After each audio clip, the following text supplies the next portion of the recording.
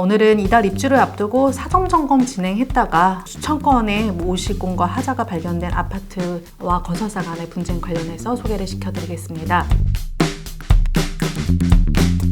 우선 아파트 사전 점검 제도라고 알고 계시는지요? 지금 이 사전 점검 제도는 주택법에 따라서 의무화된 제도입니다. 입주 예정일로부터 45일 전에 이 건설사는 입주 예정자들에게 사전 점검 일정이 잡혔으니까 와주십시오 라고 안내를 해야 되고요. 예정자분들께서 아직 준공이 나지 않은 아파트에 가서 하자가 있는지 혹은 오시공이 있는지 미시공이 있는지 체크를 하여서 건설사에게 보수를 요구하는 제도입니다. 건설사는 만약 입주 예정자들로부터 요구받은 보수를 진행하지 않았을 경우에는 아파트에 대해서 준공승인을 받을 수 없는 페널티가 있습니다. 오늘 소개시켜드리는 신문기사의 사례는요, 3월 초에 사전 점검을 진행을 했는데 천장에 인분이 있다든지 전기 콘센트가 수도꼭지 옆에 있다든지 시스템 에어컨 설치해주기로 해놓고 그게 누락이 됐다든지 하는 부분들이 발견이 된 건이었습니다. 그래서 해당 사전 점검에서 거의 6천 건에 달하는 하자가 발견이 되었다고 하고요. 이런 상황에 대해서 입주 예정자분들과 시공사 간의 입장이 아주 첨예하게 갈린다고 합니다. 입주 예정자 측에서는 사전 점검이 원래 1월에 예정되어 있었다고 합니다. 그런데 시공사 측에서 2월로 변경을 하였고,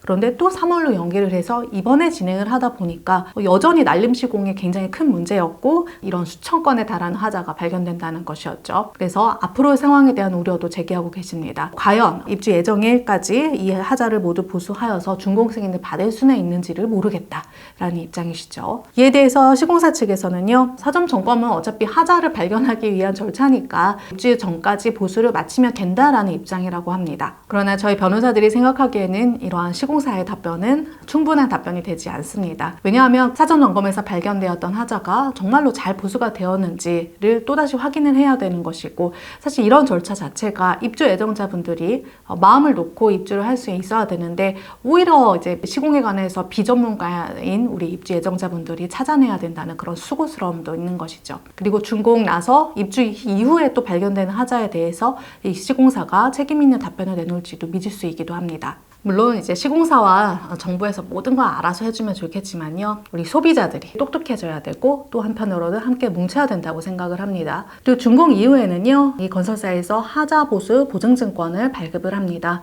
어떤 하자에 대해서는 10년치, 어떤 하자에 대해서 5년, 3년 이렇게 증권을 발급을 해주고 있거든요.